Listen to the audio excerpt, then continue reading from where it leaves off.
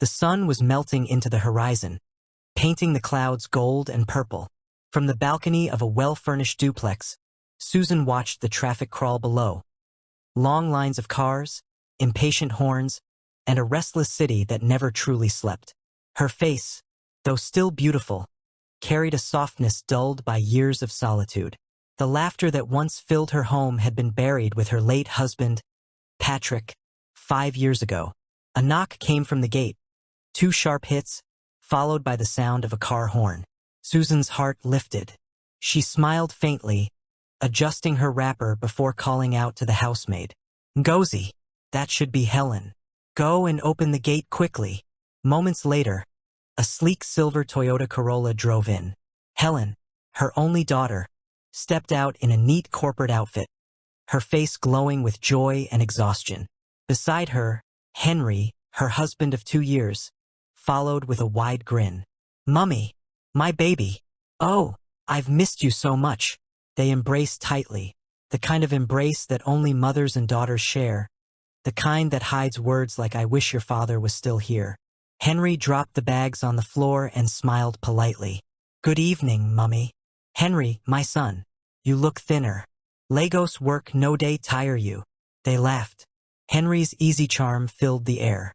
He was polite, gentle, and had a warmth that could light up any room. Dinner and memories. Later that night, the dining table was alive with laughter, the aroma of jollof rice and grilled chicken dancing in the air. Susan watched her daughter and son-in-law talk about their new apartment and work life. Henry worked in a tech firm in Victoria Island, while Helen had recently gotten a promotion at her marketing company. Susan's heart swelled with pride, yet underneath that joy lay a quiet ache. The loneliness that came from nights spent talking to herself. "You two remind me of when your father and I started. Always chasing dreams, forgetting to eat properly. We're trying, Mummy. Henry's been amazing." Henry chuckled modestly. She's the one doing all the work. I just try to keep up." Susan studied him quietly, the way his laughter softened his jawline, how he spoke gently even when teasing her daughter. A strange feeling, fleeting but sharp, passed through her. She pushed it away, sipping her wine. "You make her happy, Henry. That's all I've ever wanted. I promise to keep doing that, Mummy." But promises, like wine, could sour with time. 2 weeks later, Helen was sent on a 3-day business trip to Abuja. She hugged her mother goodbye, reminding Henry to check on her daily. That evening, rain poured heavily. Thunder rolled through the night. Susan sat alone in her living room, watching a dull soap opera when her phone rang. "Mummy, good evening. Please, can I pass by? NEPA just took light in our area, and the inverter is down." "Come, my son. This rain no go let you sleep in that heat." When he arrived, soaked from the storm, Susan felt an unfamiliar flutter, concern mixed with warmth. She got him a towel, made hot tea, and told him to sit near the heater. "You young people don't take care of yourselves. See you shivering." "Thank you, Mummy. You're always so caring." They sat in silence for a while, the rain beating steadily outside. The television light flickered across their faces. Henry spoke about work stress, about how much he missed Helen. Susan listened, comforted him, and smiled. That motherly smile that hides loneliness behind empathy. When he left, the house felt colder. Susan touched the mug he used, still warm, and sighed deeply. Something inside her had stirred that frightened her. The growing bond.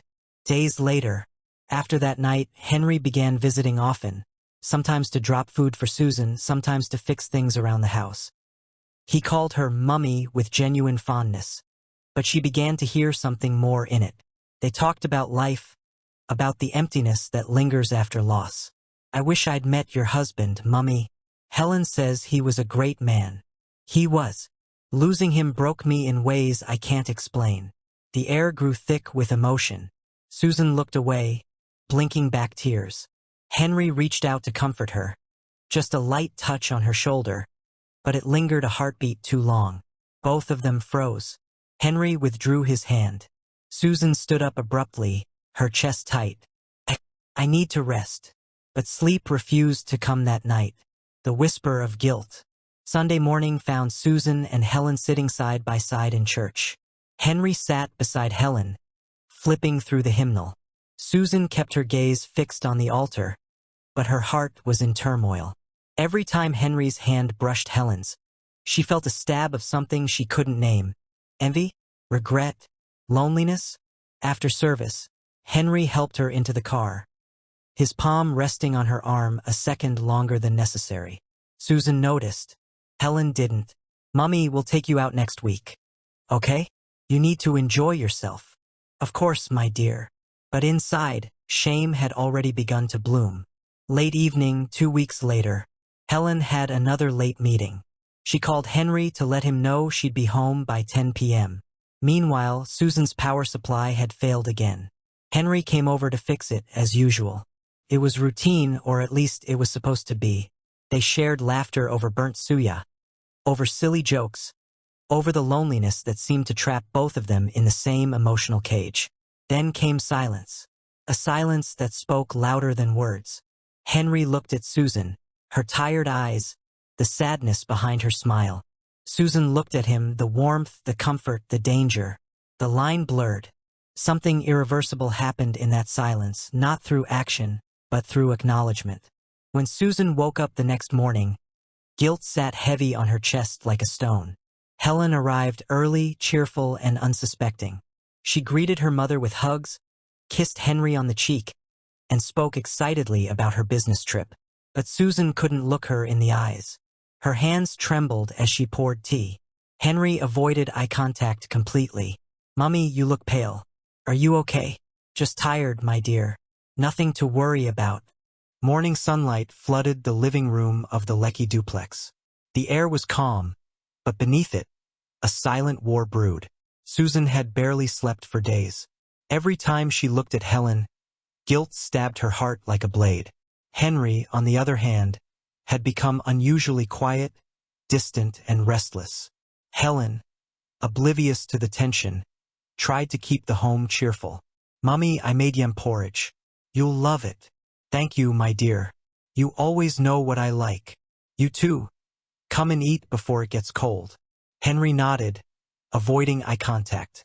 Susan's hands shook slightly as she lifted her spoon. The silence between them was louder than any scream.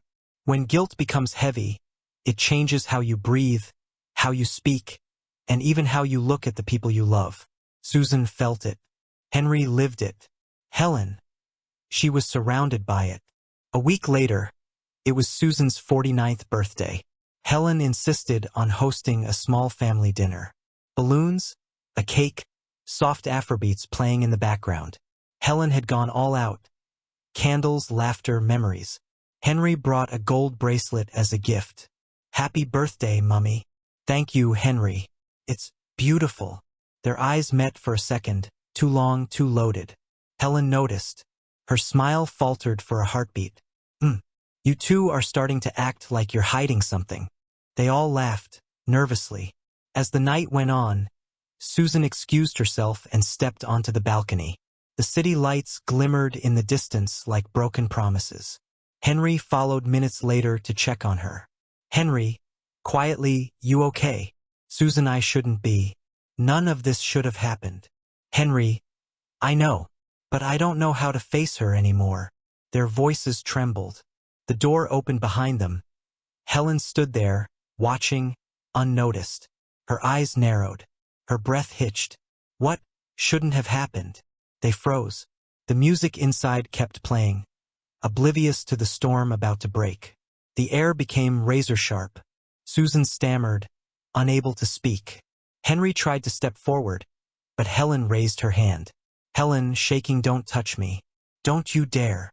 The wind howled softly across the balcony. "Mummy, what does that mean?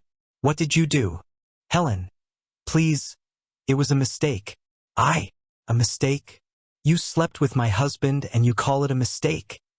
The words sliced through the air like thunder. Henry buried his face in his hands. "How could you? My own mother? I don't know how it happened, Helen. I was lonely, weak. You were my strength, the one person I could trust." Tears streamed down Susan's face. Helen's voice broke as she turned to Henry. And you promised to love me. You ruined everything. Henry knelt, begging. Helen, please forgive me. I swear, I never meant to hurt you. You already did. She backed away, trembling. Both of you disgust me. She turned and stormed out, slamming the door so hard that the balloons trembled. The sound echoed through the walls, the sound of a family shattering. Hours passed. Rain began to fall outside again, echoing the chaos within. Helen packed her bags in silence. Susan sat on the couch, her eyes red and swollen. She tried to speak, but every word felt meaningless. Henry stood helpless, watching his world collapse. Helen, please don't leave. Let's talk. There's nothing left to talk about, Mummy. You took what you shouldn't have. You broke what can't be fixed. She zipped her suitcase and turned to Henry. You'll hear from my lawyer. The door slammed again, this time for good. Henry sank onto the floor. Susan covered her face, crying silently. In one night, laughter turned to ash. A home once filled with warmth became a graveyard of memories. Days passed. The once lively duplex grew quiet. Neighbors noticed the change. Rumors began to spread like wildfire. Whispers in the compound, curious stares at the market. Susan could barely leave the house. Henry slept in the guest room, tormented by guilt and shame. One afternoon, Helen's best friend, Chica, came to the house, her eyes burning with anger. Chica, I warned you, Mummy Susan. I told Helen not to leave him here too much. But I didn't believe you'd do this. Please, Chica, don't judge me. I've already lost everything. You lost your dignity, not just your daughter. She walked away, leaving Susan broken on the floor. In Lagos, sin has no shadows. The city always finds a way to expose it. Henry moved out days later. His job performance dropped. Friends noticed his distraction. He began drinking heavily, haunted by Helen's last words. One night, he stood by Third Mainland Bridge, staring at the black water below. His reflection shimmered on the surface. How did I get here? I destroyed the only people who loved me. But he didn't jump. Instead, he walked away, broken, his face hidden behind the darkness of Lagos traffic. Back in the house, Susan sat alone, clutching an old photo of Helen as a child. The silence was unbearable. Every room reminded her of laughter, of warmth, of what she had destroyed. She tried calling Helen, but the line went straight to voicemail. My daughter, please, I'm sorry. I can't breathe without your forgiveness. She placed the phone on the table and wept until her body gave out. Forgiveness does not come easy, especially when the wound is made by the one who gave you life. Weeks passed. Helen refused to visit. She moved into a new apartment on the mainland, away from everything that reminded her of home. Her once bright smile had turned to emptiness. Susan became a ghost of herself, walking through her house in silence, avoiding the mirror, afraid of her own reflection. Henry sent a message once, begging for forgiveness. She deleted it without reading it. The city moved on. The cars kept honking. The lights kept shining. But 3 lives had stopped moving. Guilt became their companion. Silence became their punishment. Susan sits by her window again, the same place where everything began. Only this time, she looks older, emptier, like a woman waiting for forgiveness that may never come. 6 months later, the once vibrant duplex now stood like a monument of regret. Dust gathered on picture frames. Curtains hung heavy with stillness. Only one sound filled the air, the slow ticking of a wall clock, counting every second of Susan's loneliness. She sat by the window again, the same place where everything began. Outside, life moved on. Children ran, cars honked, neighbors gossiped. But inside her world, time had stopped. Guilt doesn't fade with time. It stays, like an echo that refuses to die. Susan picked up her phone again, Helen's number. She hesitated. Her thumb hovered over the call button. Then she sighed, placing it back down. Her face had changed, thinner, older, haunted. But her eyes still carried hope. that small light that refuses to die even in the darkest soul. Across town, in her new apartment on the mainland, Helen sat on her bed, surrounded by work files. Her face was calm, her posture perfect, the picture of a woman who had moved on. But her eyes betrayed her. Every night before she slept, her mind replayed that moment on the balcony. Her mother's tears, her husband's silence, her heart splitting in two. She had filed for separation. The papers were in a drawer she never opened. Henry had moved to Port Harcourt for a new job. Forgiveness isn't weakness, but forgetting is impossible when the wound was made by love. Her phone buzzed, a text from Chica. "Have you spoken to your mum lately?" "No. She's not doing well, Helen. She barely leaves the house." Helen stared at the message, her hands trembling slightly. She deleted it, but the words stayed in her heart. Henry stood by his apartment window overlooking the city lights. His reflection in the glass looked older, burdened. He hadn't touched alcohol in weeks. He had joined a church group, not for faith, but for forgiveness. He often thought of Helen's face that night, the betrayal, the disgust. He replayed it until sleep claimed him. One evening after service, he sat with a small group of men talking about repentance. True repentance is not saying sorry. It's changing what led you there. And if what led you there was loneliness, then learn to live with it, not fill it with sin. Henry nodded. For the first time in months, he wept openly. Not for what he lost, but for the man he had become. Back in Lagos Saturday morning, Susan was cleaning when a gentle knock came at the door. She froze, no one visited her anymore. When she opened the door, she gasped softly. It was Helen. Her daughter stood there, elegant but cold, holding a small envelope. "Helen, my baby. I came to drop something off." She handed her the envelope, medical reports. "You're not sick, are you?" "No, it's a routine checkup. The hospital said you're still listed as my emergency contact." "Oh, thank you." An awkward silence filled the doorway. The air was heavy with words unspoken. "Helen, please come in. Just for a moment." "I shouldn't, but fine." She stepped in. The smell of home, her childhood, hit her. The furniture, the family photos, the clock. Nothing had changed. Everything looked smaller, sadder. "I'm sorry. Every day I wake up and wish I could undo what I did. You can't. I know. But please believe me when I say it destroyed me too." Helen's eyes glistened.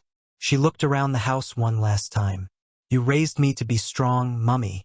But that night you broke that strength." "I know." She reached out, but Helen stepped back slightly.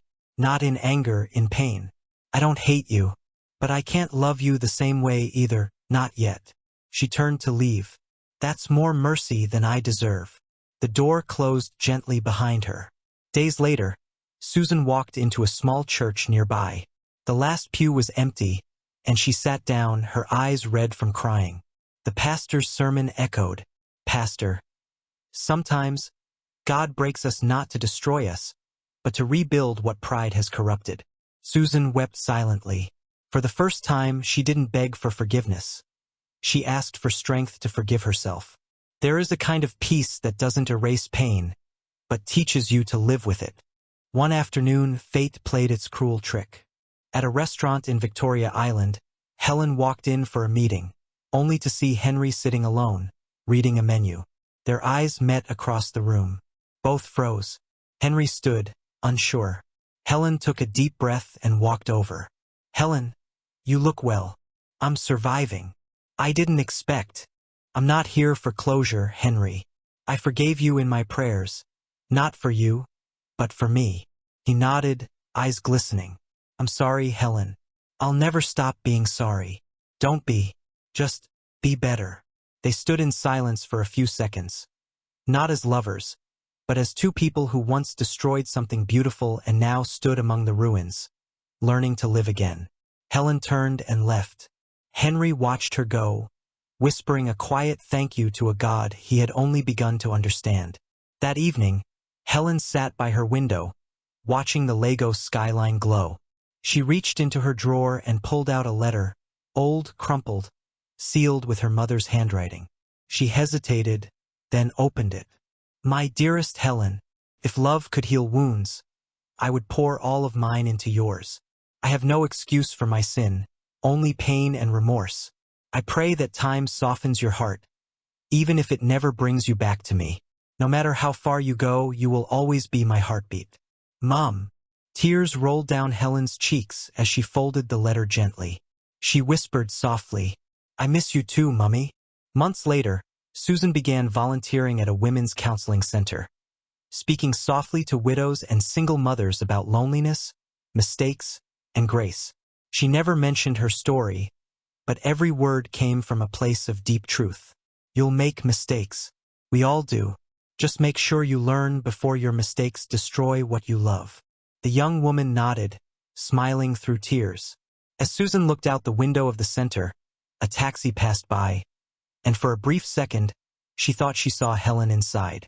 Their eyes met through the glass. Maybe real, maybe imagined. Helen smiled faintly, a soft, forgiving smile. Susan's lips trembled into a whisper. Thank you, my child.